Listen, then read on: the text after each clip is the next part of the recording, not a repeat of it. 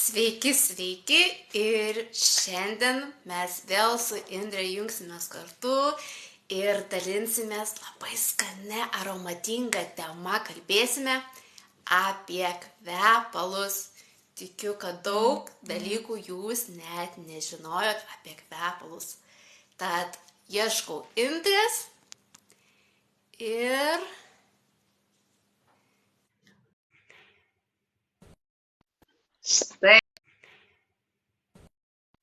Štai ir Indrė. Labas, Indrė. Tai kas jungiatės šiandien, pasilabinkit su mumis ir parašykite, kokiais kvepalais šiandien kvepia kvepalus. Beje, aš dar šiandien net nepasikvepinau, tai kartu su mano mylimu aromatu galima pasikvepinti. Indrė, tu pasikvepinai? Ne, irgi. Ne? Turbūt vietoj konkursusi. Šiandien man irgi labai smagi tema, nes aš tikiu, kad labai mažai žmonių, kurie nė kartą nėra turėję kvepalų. Turbūt tokių žmonių yra mažuma, jeigu jūs vienas iš jų, tai irgi parašykite, nes būtų išskirtinis. Taip, tai kaip supratote, šiandien mes kalbame apie kvepalus. Taip, tai labai kvapni tema ir nežinau kaip jūs, bet aš ilgą laiką iš tikrųjų maniau, kad kvepalai yra visi kvepalai, ką aš perku, gaunu dovanų iš Sarmos, iš Drogo, iš kitų kvepalų parduotuvės. Ir kai pradėjau dirbti su FM ir kai buvo mokymai, galvoju, negali būti tada, kad ne visi kvepalai yra kvepalai. Tada, kur esu gavus dovanų, pasėmiau kvepalus ir žiūriu, rimtai, neparašyta parfumas. Tai negi kvapai skirstomi į tam tikras kategorijas. Tai pasirodo taip, o žinojot? Tai jeigu nežinojot, tai kviečiu radus laisvą minutę pasiimti savo buteliuką ir pasižiūrėti, kas ant jo parašyta. Jeigu parašyta parfumas, valio, jūsų kvepalai yra kvepalai. Tai parfumas tai yra 20–30% kvepalų koncentracijos ir išsilaiko iki 8 valandų. Tai štai čia yra jūsų tikri kvepalai. Tačiau, kadangi pas mane ant buteliuko parašyta Eau de Toilette, tai pasirodo, tai yra tualetinis vanduo, ne kvepalai. O tualetinio vandens koncentracija kvepalų yra tik tai 5–8%, o visa kita gali būti alkoholis. Ir Eau de Toilette, tualetinis vanduo išsilaiko tik 2–4 valandas. Tai kai aš tai sužinojau, galvoju, wow, koks yra didelis skirtumas. Kokios dar kategorijos? Tai yra kvapusis vanduo. Dažniausiai irgi pastebiu parduotuvėse, jau dabar atkreipiu dėmesį, nes seniau nekreipdavau dėmesio, kas ten parašyta. Pasimi, pasikvepini ir viskas, tai kvepalai. O pasirodo, yra ir kvapusis vanduo, kurio koncentracija kvepalų yra 8–16% ir jis laiko 4–5 valandas. Yra beje dar Eau de Cologne, kurį dažniausiai prisimenu iš tos vaikystės, kvepindavosi vyrai. Tai jo koncentracija kvepalų yra tik 3–5% ir išsilaiko tik tai iki 2 valandų. Beje, dar yra ir kūno dulksnos. Tai tik tai 3% tai yra tų kvapiųjų koncentracijos medžiagų ir išsilaiko iki 2 valandų. Tai man buvo tas atradimas, kaip pradėjau domėtis kvapais, kvepalais ir dabar, kai bendrauju su merginomis, kurios sako, aš kvepinuosi kvepalais, tai ar tikrai pasižiūrėk ant buteliuko? Ir būna tokia nuostaba, wow, negaliu patikėti rimtai, pas mane ne kvepalai, o tualetinis vanduo.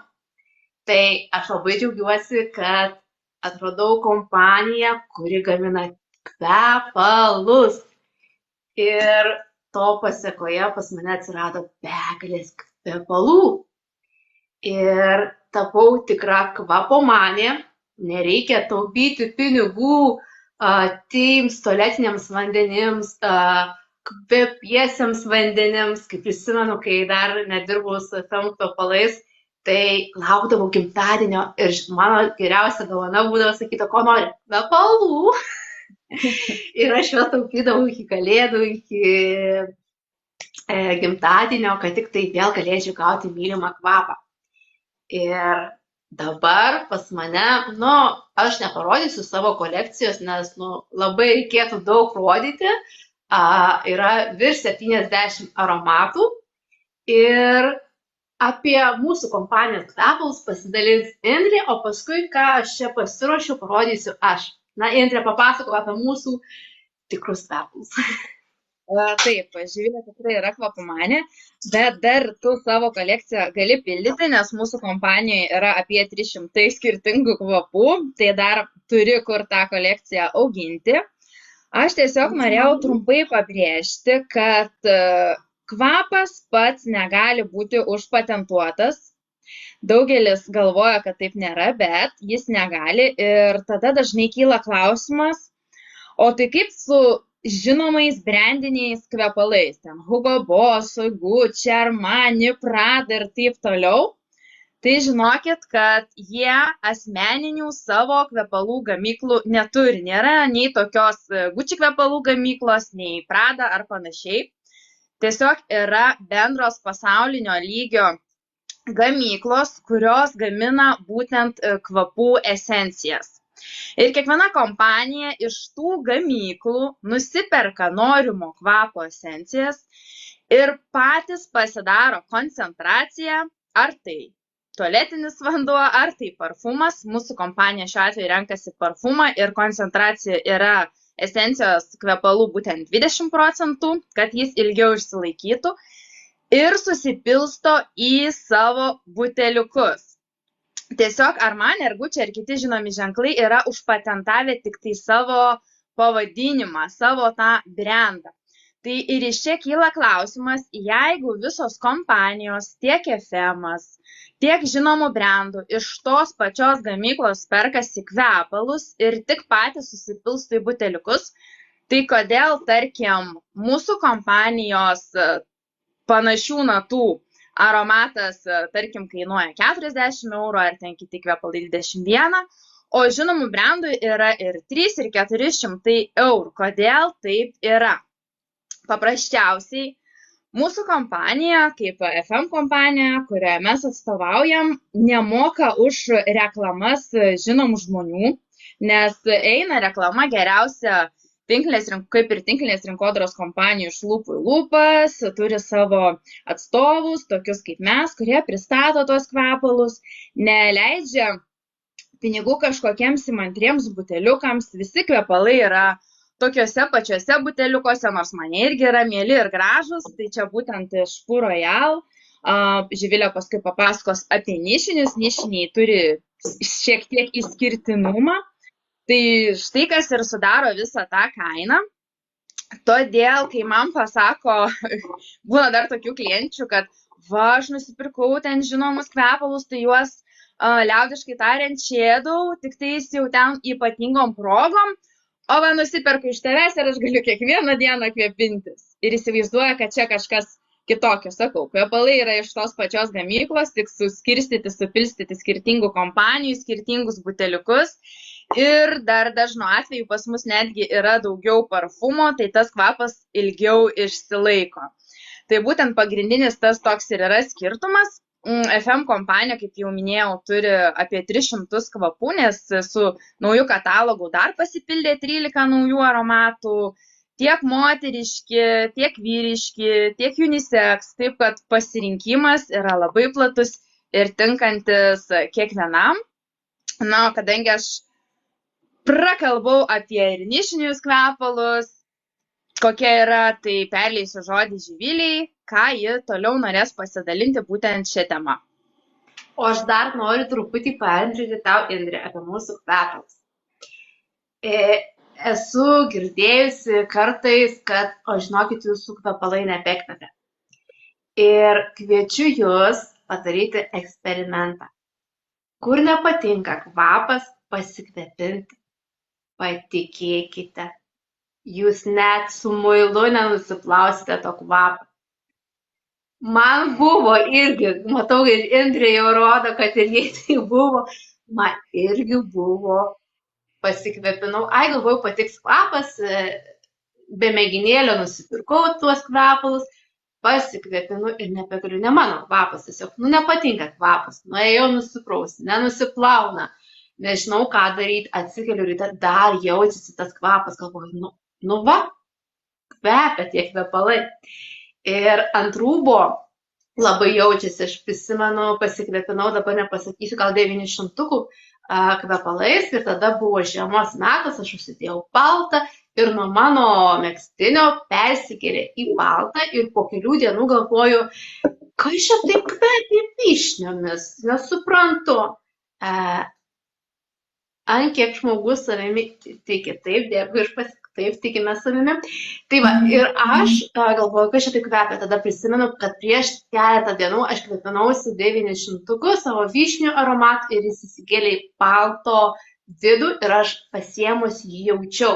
Tai taip, dar aš jums papasakosiu vėliau, kodėl kiekvienas kvapas skirtingai jaučiasi, bet Indrė dar papildys mane apie šios. Tai ta pati istorija, nes, kaip sakiau, kvapų pas mus tikrai yra daug ir kiekvieno žmogus yra skirtingas skonis, skirtingas pasirinkimas, tai ir mums negali visi 300 kvapų patikti. Tai va tas eksperimentas, taipogi pas mane buvo netikėtai, čia su vienos kolekcijos pristatymu irgi išbandžiau kvapą, ant riešo naują ir ant tiek jis man nepatiko, bet kad aš jį nuplaučiau ir ploviu, ir su muilu, ir su šveitikliu, ir vis tiek kitą dieną jis dar mane erzino. Vadinasi, tai tik patvirtina, kad kvapai išties labai labai gerai išsilaiko. Ačiū širdelės, kas siunčiat. Važiuojam toliau apie kvepalus. Taip, ačiū, kas komentuojate, ačiū už gėlytės, užrašytas, kaip miela, patapinkite ir būtų smagu, kad jūs parašytumėte komentarę, kokiais šiandien kvepalais kvepinatės. Tai ką, keliaujam prie nišinių kvepalų. Labai smagu, kad mūsų kompanija turi irgi nišinę parfumeriją. Tai kadangi turiu, štai pas mus yra 15 ml, 100 ml, neturiu parodyti, tai yra ir 15, ir 100. Ir kuo ypatinga nišinė parfumerija? Tai nišinė parfumerija, tai parfumerių toks kūrybos potencialo išreiškimas. Ir jau, kai masiniai gamybai gaminame, dažniausiai būna tie sintetiniai kvapai. Tačiau jau nišiniai aromatai būna iš tų prabangesnių aliejų, prabangesnių ingredientų ir jie dažniausiai neskirta visai masiai. Ne? Atsiranda tik tai žmonių grupiai, kuriem tas patiks aromatas. Tai įvairių tų kvapų gali būti ir odos kvapas, gali būti visokių kitų tokių stipresnių ingredientų. Tai jis skirtas tam tikrai žmonių grupiai. Ir labai patinka, kad gali tada parfumeris išsireikšti savo fantaziją ir atrasti savo gerbėjų ratą. Tai man labai smagu, tikrai esu iš mūsų kompanijos pamėgusi gal 6 aromatus nišinius. Kažkada labai patinka ir tokie šiltesni kvapai, tačiau mano favoritai yra flamingas ir bublė. Jie yra gaivučiai. Tikrai su įvairiomis natūraliomis esencijomis, aliejais ir pamilau, atradau. Indrė, o tu turi pamilusi nišinių aromatų kvapus? Taip, aš kadangi esu tokių aštresnių unisex kvapų mėgėja, tai man tie iš stipresnių tokių vakarinių aromatų, būtent iš nišinių. Šitie yra gaivučiai, kaip tu sakai, bet gal daugiau vasarai, kai jau ateina ruduo, ateina toks šaltas laikas, norisi kažko tokio sodresnio, visai kitokių natų. Būtent. Taip, aš irgi esu atradusi tokį žiemišką aromatą, jisai ambrė vadinasi, nepasiėmiau su savimi, tačiau jis man jaučiasi kaip kalėdos, nes yra cinamono kvapas, toksai kalėdinis, kaip obuolių, toks aromatas, tai tikrai labai labai skaniai kvepia. Aišku, kiekvienas turi atrasti kvapą, nes yra kvapų, pavyzdžiui, pas mus yra vadinasi rubi, nišinis aromatas, nu žinokit, nu ne mano kvapas, bet koks populiarus, tai kiekvienas, kaip sakau, skonio reikalas. Ne? Taip, dar komentarą tik atsakysiu. Taip, mes prekiaujam kvepalais, nes būtent šiandien apie juos ir kalbam. Tai jeigu kažkas domisi, nori įsigyti, tai gali parašyti arba Živilė, arba man ir papasakosim plačiau tiek apie kvepalus, tiek apie pasirinkimą, apie galimybę įsigyti pigiau arba apie pristatymą. Taip, kad taip, prekiaujam kvepalais. Taip, ir dar labai smagu, kad yra tokia rūšis kvepalai su feromonais. Tai Indrė, pasidalinkį. Beje, aš esu išbandžiusi ir negalėjau patikėti, kad jie veikia. Tai Indrė, tau žodis apie feromonus. Iš tikrųjų labai smagu, kad mūsų kompanija turi labai platų kvepalų asortimentą, labai plačiai gali pasiūlyti pagal kiekvieno skonį, bet taip pat turim ir tų aromatų, kurie yra su feromonais, taip kad neatsiliekam nuo pasaulinių tendencijų. Paprastai tariant, feromonai tai yra tokie cheminiai junginiai, kurie veikia žmogaus psichiką, sukeldami malonumo jausmą. Nes aš irgi kažką galvoju, kas tie feromonai? Vat pasirodo, štai tokie vat yra junginiai, netgi žmogus natūraliai įskiria savo feromonus, taip išreikšdamas apie save, pateikdamas duomenis, ypatingai kitai lyčiai, jeigu taip žiūrint chemiškai ir fiziologiškai. Taigi šita medžiaga skleidžia ir žmogus net nesąmoningai pajaučia kažkokį malonumą ir net pats gali nesuprasti, kodėl būtent pasirinko tą kvapą arba, tarkim, iš minios su tuo žmogum jam labiau norėjosi bendrauti. Tai būtent šitų feromonų dėka. Dar vienas dalykas, kas man yra labai svarbu, nežinau, kad yra tokių kompanijų, kurios feromoną neišgauna iš kitų natūralių būdų, bet paima iš elnių jauniklių. Tai yra labai toksai drastiškas ir nemalonus būdas, bet tikrai teko girdėti apie tai. Todėl aš džiaugiuosi, kad FM kompanija neatlieka jokių bandymų su gyvūnais ir viską gauna tik iš gamtos, tai yra iš augalų ir čia tai molekulės turbūt yra jau chemiškai sukuriamos, tuose kvepaluose tie feromonai išgaunami, bet jokiais būdais ne iš gyvūnų. Todėl aš labai didžiuojuosi būtent šios kompanijos pasirinkimu, kad jinai šito išvengia ir atranda būdų kitaip išgauti feromonus. Vau, Indrė, aš net nežinojau apie tos elnius. Taip, ir aš kai prieš tapimą šitą būtent FM konsultantė atstovė, esu dirbus kitose kompanijose, tai irgi, kur buvo darbas su kvepalais, tai teko irgi tuo domėtis, buvo ir toksai pristatymas ir ta kompanija taipogi įsiskyrė, kad neatlieka bandymų su gyvūnais, tai pasirenkant kvepalus, kam tai yra svarbu, tai labai rekomenduoju ir tai atsižvelgti. Taip, lietuvis klausė, kad kas kvepia viršūnę. Apie natų kvapus, kokios natos vyrauja, kad kiek laiko užtrunka, tai bus laivo toliau. Klausykite, atsakysim į klausimą. Ir dažnai aš irgi gaunu klausimą, kur geriausia kvepintis, kuriuose vietose. Nes vieni sako, aš pasikvepinu į orą ir įeinu ir pasikvepinu. Tačiau pasirodo, kad geriausia kvepintis tose vietose, kur yra šilta ir pulsuoja. Tai kaip tik vakar dar paskaičiau vieną tokią informaciją, kad pasirodo labai gerai kvepinti krūtinę, nes ten šyla ir susimaišo su feromonais. Ir tada mes pulsuojam tuo aromatu. Taip pat geriausia kvepintis už va šitose vietose, kur pulsuoja, tada priešai, net ir bambą reikia kvepintis, kad ypač vasarą, kai mes einame, kvapas susilieja, mes gerai kvepiame. Beje, aš pastebėjau tokią tendenciją, kažkada ir aš tokią klaidą labai didelę darydavau, kad pasimdavau kvepalus ir va pasipurškiu ir va taip sutrindavau. Jokių būdų, mielieji, nedarom, tai didelė klaida. Ir galvodavau, kodėl man tas kvapas taip pasikeitė. Tai kai susiliečia mūsų, kaip jį tą vadina, riešai, ir ten yra riebalas toksai. Ir susimaišo natos.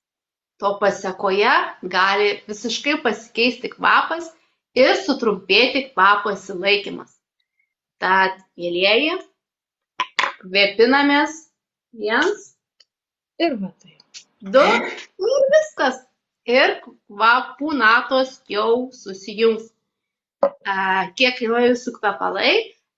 Neparūkęs nesuprasi, kviečiu pasekti mane, parašyti asmeniškai ir mes susitarsime dėl visos informacijos, nes priklauso, kokių jūs kvapų norėsite. Ar jūs nišinės norėsite, ar tų paprastesnių, tai visą tai aptarsime. Tai štai, tai va taip, nedarykit klaidos, nes aš tai darydavau ir nelabai suprasdavau, kodėl kažkas negerai, ar tikrai čia blogai kažkas su kvepalais. Pasirodo, ne blogai. Tegul kolegė atsako į mano klausimą, jei užduota. O, Indrė, kažkokį klausimą tu gavai iš neparūkęs, nesuprasi. Jūs tai klausite, ką galim pasiūlyti tam tikroje situacijoje, tai pirmiausia, aš rekomenduočiau pradėti nuo higienos ir panaudoti dušo želę, o paskui tik pereiti prie kvepalų. Tai mano būtų toks atsakymas į jo klausimą asmeninį. Tai va, super, gavai atsakymą, neparūkęs, nesuprasi. Ir ką?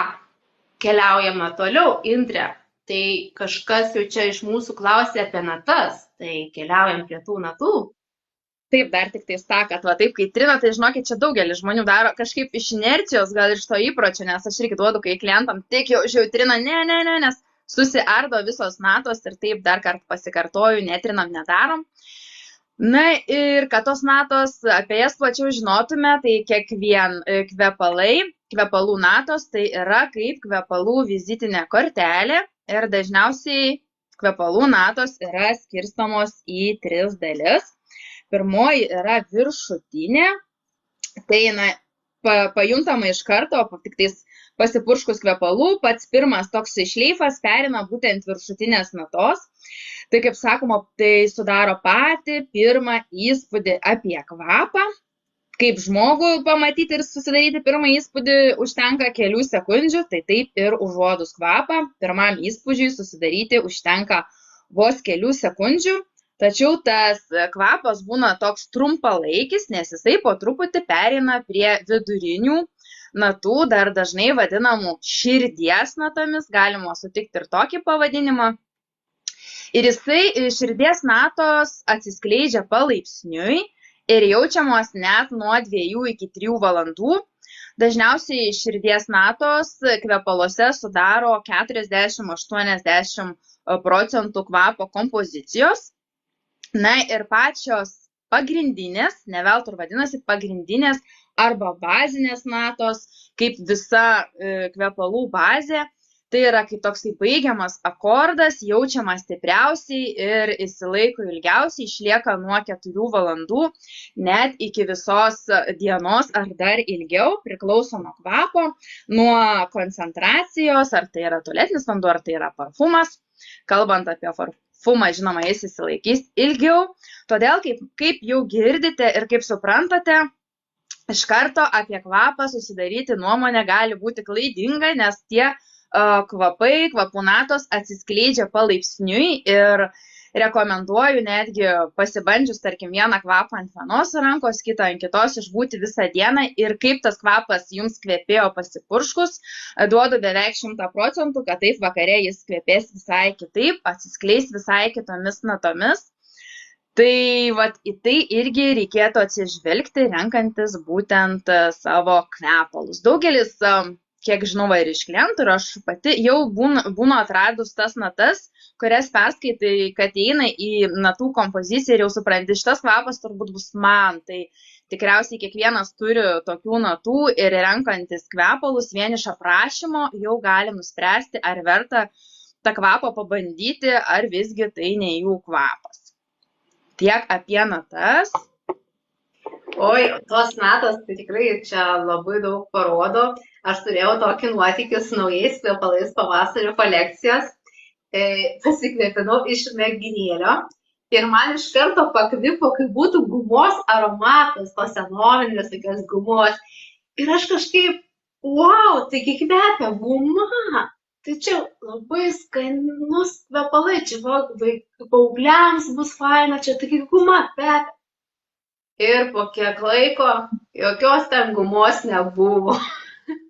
Tai va, taip kartais jo nugulė ir atsirado visiškai kitos kvapas, tai kartais, kaip mes pasikvėpinam ir iš to pirmo aromato jau pagalvojam, bet va čia bus visas tas mano pamiltas kvapas. Tai jie nereikia palaukti tam tikrą laiką ir nugula ir jau išryškėja tas tikrasis aromatas. Klausimas, ar verta užsiimti šiuo tinkliniu marketingu?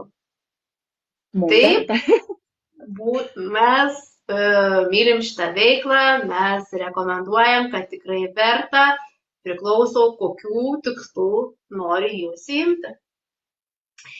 Taip, ką, keliaujame prie kitos irgi aktualios temos. Pastebiu iš tam tikrų žmonių tokius replikas, kad pas mano draugę tai labai skaniai kvepia tas kvapas. Bet aš tai nejaučiu. Man ten tiek kvapai, visiškai kitas kvapas. Ir man atrodydavo, kaip tai gali būti. Tai pastebėdavau, kad manęs kvepia vienai, pas kitus kitaip tas kvapas, nuo odos vienai. Ir kai tu pradedi gilintis ir ieškoti atsakymų klausimuose, kaip sakom, klausimai ir atsakymai atsiranda. Ir atradau atsakymą, kuris mane suintrigavo ir dalinuosi su jumis, gal ir jūs galvoja, kad va čia kvapas pas draugę geresnis, čia man jis netinka, tai pasirodo labai priklauso kvapas nuo mūsų odos pH. Taip pat, jeigu mes tą dieną esame vartoję alkoholį, irgi kvapas bus netoks, koks jisai yra.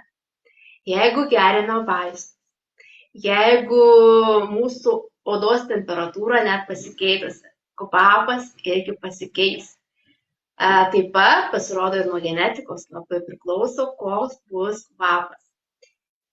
Ir kai aš perskaičiau šitos atsakymus į mano kirbamą klausimą, aš nurimau ir supratau, kad kiekvieno pH yra skirtingas, kiekvienas turi tam tikrų, dar ne tik alkoholį geria, bet ir rūkantys, irgi turi tam tikrą, kvapas bus kvepalų truputį kitoks. Tai nuo gyvenimo būdo labai vis irgi daug kas priklauso.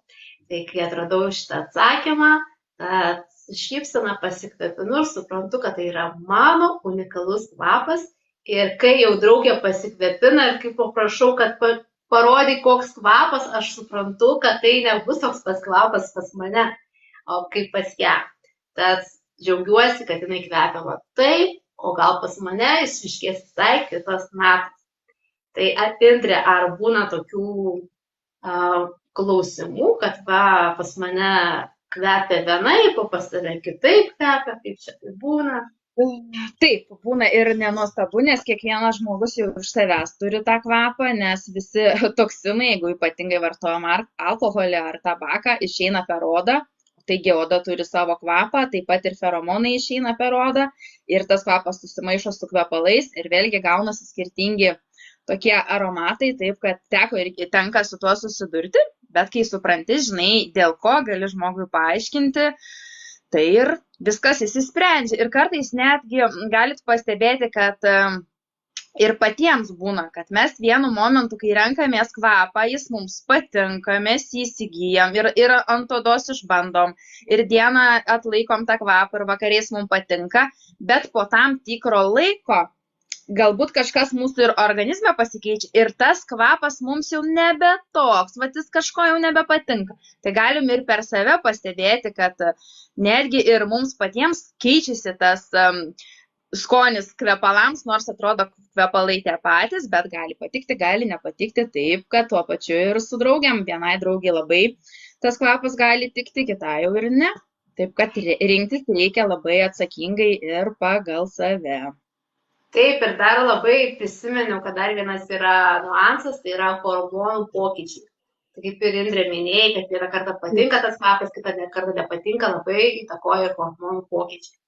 Nes jeigu, pavyzdžiui, menopauzės laikotarpiu moteris sako, man pasikeitė visiškai aromatai, aš jau mėgau vienus, dabar negaliu į juos pasižiūrėti. Tai irgi visą tai įtakoja. Kaip ir nėštumo metu, pažiūrėk, kaip keičiasi. Viskas susiekas su hormonais. Taip, taip. Taip, Indrė, aš esu ne kartą klausimą gavusi, kodėl geriau kvepinti renkantis kvepalus ant odos, o ne ant perėlio. Tai kodėl? Taip, dar tik prieš tai atsakysiu, kad, jeigu žmogui atrodo, kad čia smegenų plovykla, taigi nebūtina klausyti šito laivo, galima tiesiog iš jo išeiti. Labai, labai paprasta, mes savo laiką investuojam į tai, kas mums patinka ir be reikalo jo nešvaistom, tai tiesiog siūlyčiau nešvaistyti. Ir perėti kažkokį galbūt kitą laivą, kuris jums bus aktualesnis. O dėl ko kvepalus geriau kvepintis ne ant popierėlio, kaip parduotuvėse gaunam tų popieriukų, bet ant odos. Tai jeigu patinka, tai tada prašom klausyti ir toliau. Tai jeigu kvepinsim ant odos, tai Živilė jau kaip ir atsakytų į šitą klausimą, nes mūsų visų oda yra skirtinga ir išskiria skirtingą kvapą ir tas kvapas susimaišo ir gaunasi visai kitoks. Ir netgi kai kvepinamės, pavyzdžiui, iš mėginuko, tik tais noriu pabrėžti, kaip žmonės irgi daro klaidą. Tai vat, jie paima ir va taip patrina. Ir tada jau susimaišo su oda, netgi tom odos negimom ląstelėm, kurių nesimato, ir vėl mes smerkiam šitą ir duodam kitam klientui. Ir tas kvapas jau būna susigadinęs. Tai vat ir šitaip taipogi nerekomenduoju daryti, o geriausia paimti kvapą ir va taip užsipilti. Ir ko nedarom? Netrinam. Leidžiam jam įsivedinti ir tada užuodžiam. Tai iš naujienų pati dar ne visas. Žinau, tai taip gera. Tai vat, ne ant popierėlių, o geriausia ant odos, ant riešo ir tada tikrinam. Vienu metu irgi nereikėtų prisikvepinti daug kvepalų, nesusimaišys ir tikrai nesuprasit, kurie patinka, kurie nepatinka, taip kad irgi derinkit vieną ranką vieną, kitą, po kurio laiko.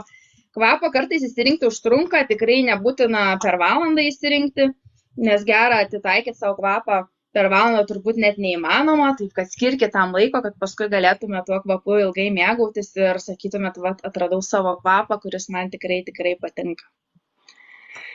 Taip, toliau Živilė. Tai ką, toliau keliaujame. Ilgą laiką buvo, sakoma, net ir visose tuose kvepalų parduotuvėse buvo padėta kava. Aš prisimenu, kai ateidavau, galvodavau, tai kam ta kava stovi, taigi neprekiauja ta kava. Ir man darbuotojas, kai paduodavau vieną kvapą, paduodavau antrą kvapą, trečią kvapą ir sako, pakvepinkite, užuoskit kavą. Aš užuosdavau tą kvapą, taip. Ir toliau kvepindavau. Bet pasirodo, kad galėtumėm toliau kvepinti, kad nesusimaišytų kvapai, mums reikia kažko kito užuosti. Ir kava jau taip nebeveikia, pasirodo. Esu dalyvaujusi vienos parfumerijos tokiuose kaip mini mokymuose ir jinai akcentavo, kad dabar jokių gink-dieve kavų nekvepiname, o kvepiname savo švarią odą. kad tada uoslė jau pajaus mūsų kvapą ir toliau galime kvepinti. Tačiau, ką dar jinai mums papasakojo, tai noriu su jumis pasidalinti, po mums visiems, wow, mes irgi norim tokios specialybės. Pasirodo, yra tokia kaip specialybė, žmogus sėdi ir degustuotojai, kurie degustuoja kvepalus, prieina prie to žmogaus ir jo uodžia odą, švarią odą. Tada vėl jie grįžta, vėl pasikvepina kokiais 3-4 kvapais ir vėl ateina pas to žmogaus odą. Tai mums tokia fantazija išėjo, kad įsivaizduojat, sėdi žmogus, pavyzdžiui, vyras, raumeningas, ir ateina moteris ir taip, čia ta oda, čia liečiasi. Tai gauna ir vieną ir kitą malonumą. Tai buvo mums toksai pavyzdys, kuris akcentavo, kad dabar geriausia rezultatas, kai mes pasikvepinam 2-3-4 kvapus, kvepinti savo švarią odą. Tai kaip tau, Indrė, šitas pavyzdys, nes man tai buvo... Šiaip įdomu, bet apie tą, kad kava nebeveikia, aš irgi esu girdėjus, nes jau yra atliktas net mokslinis tyrimas, kad mūsų smegenims ta kava neveikia, kaip seniau buvo įsitikinama, irgi ten buvo parašyta, kad kaip tu ir minėjai, geriau uosti savo odą, kad smegenis sugrįžtų prie to kvapo, kuris joms yra įprastas. Tai taip veikia mūsų smegenys ir kava šiai dienai nebe toks pasirinkimas, koks turėtų būti. Ir dar į kokį komentarą, tai žinokit, kad čia visokių žmonių renkasi, ne vien kaip tu palyginai, kad kaip nakvynės namai. Manau, kad čia renkasi ir labai protingi žmonės ir su intencija sužinoti kažką naujo. Taip kad, o kuris čia komentuoja apie tyrimus, apie įsilavinimą, tai tokio tyrimo negirdėjau ir dar neteko su tokiu tyrimu susidurti. Taigi va. Sekantis apie kvepalus, potyris koks būtų, Živilė? Taip, o ką daryti, kad kvapai ilgiau išsiliktų? Nes mes daugumą norim, kad pasikvepinam ir kvepėti ilgai. Ir Indrė pasakys paslaptis. Klausom, užsirašom ir naudojamės. Didelė paslaptis, bet reikėtų atsižvelgti į tai, kad kai mums tas kvapas tampa artimas, mes jį ilgai naudojame, mes prie jo priprantame ir patys galime jo nebeužuosti. Tai jeigu mes pasikvepinam ir mums atrodo, kad mes nekvepiam, tai nereiškia, kad tas kvapas aplinkiniams nėra juntamas. Tai kartais nereikėtų persistengti, nes būna tokiu atveju, kad praeina toksai koks nors pakeleivis su tokiu stipriu kvepalų šleifu vidury dienos, nors tas galbūt toksai stipresnis kvapas labiau ir tiktų vakarui.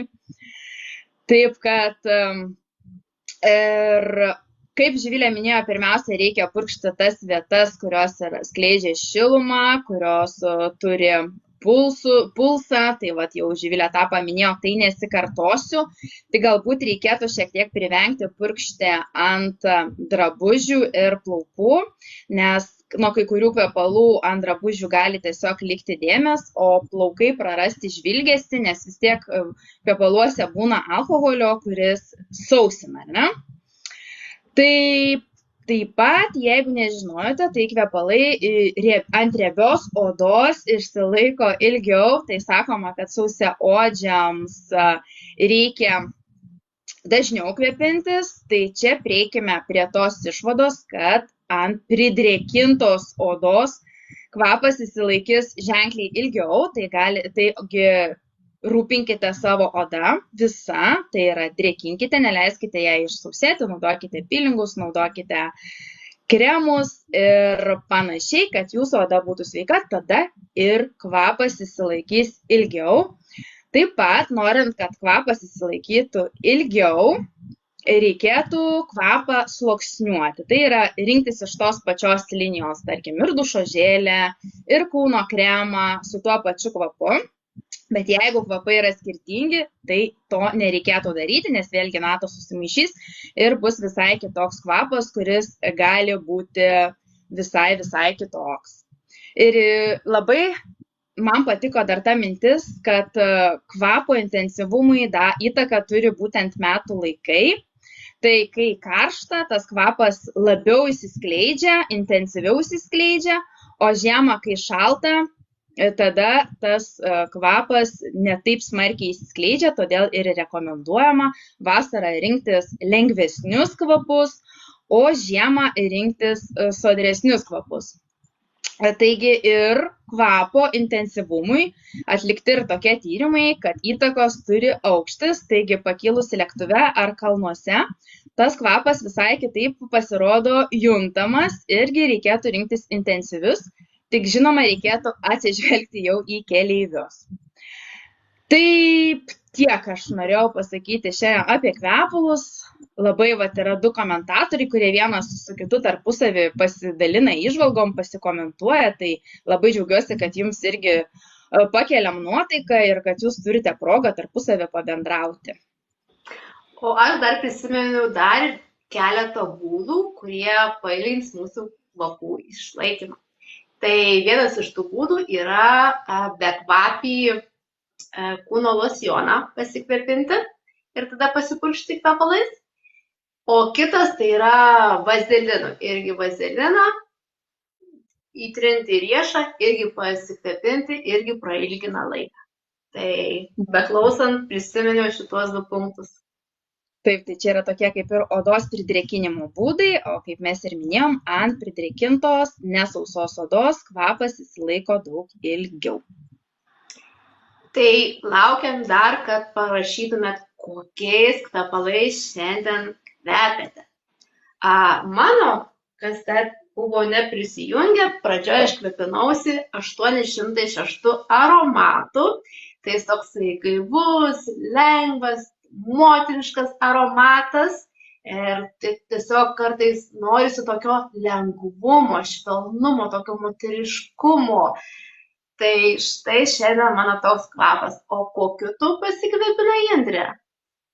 Aš kaip minėjau, daugiau mėgstu aštresnius unisex kvapus, tai pas mane yra 900-ukas, kuris dvelkia vyšniom, kur vasarą man jis yra gal per stiprus, bet atėjus rudeniui ir žiemą aš visada prie jo sugrįžtu ir visada mielai kvepinuosi.